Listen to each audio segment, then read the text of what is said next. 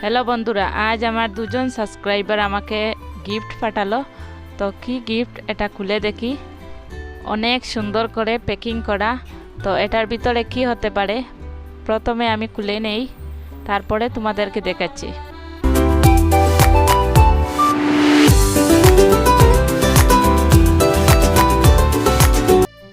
কাগজ দিয়ে একদম ভালোভাবে প্যাকিং করা।